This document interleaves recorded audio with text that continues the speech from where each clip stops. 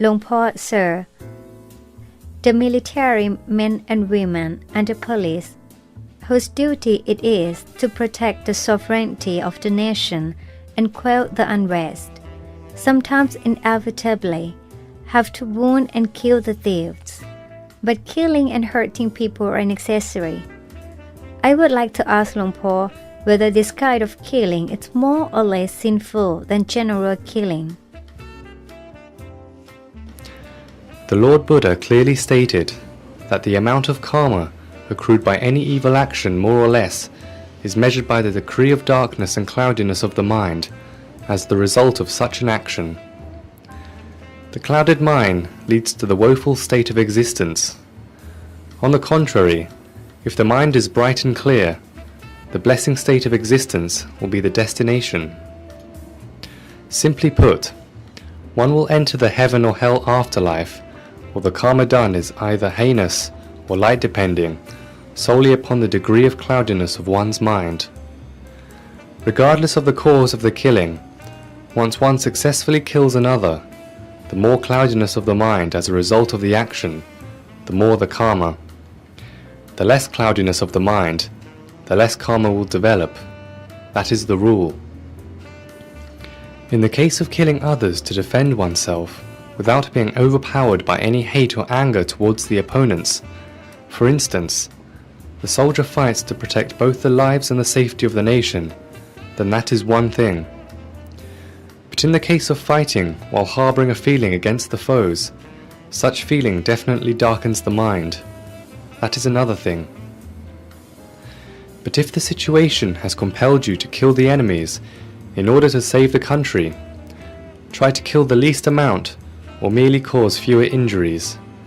Preset your intention in this way, for the degree of karma depends upon the circumstances of the situation, as well as the state of mind of the individual killer.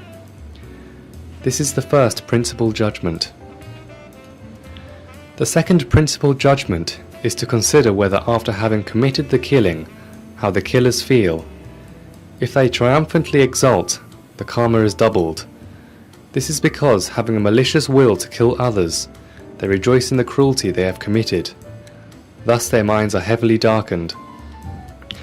On the other hand, when the critical situation forces them to kill the intruders in order to save their lives and protect the nation, they do not delight in killing them.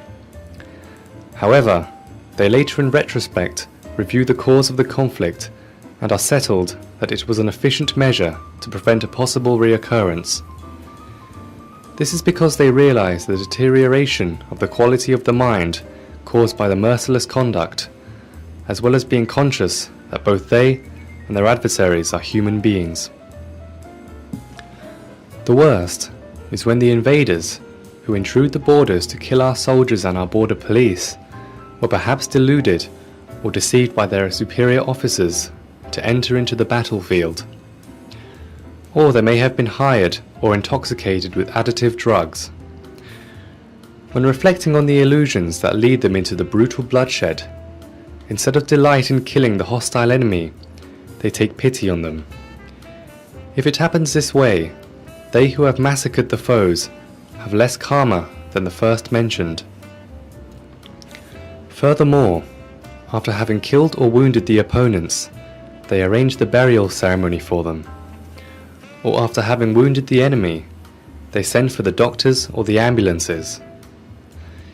In addition, they go as far as to perform some meritorious deeds and dedicate the merits and the goodness to the souls of the deceased.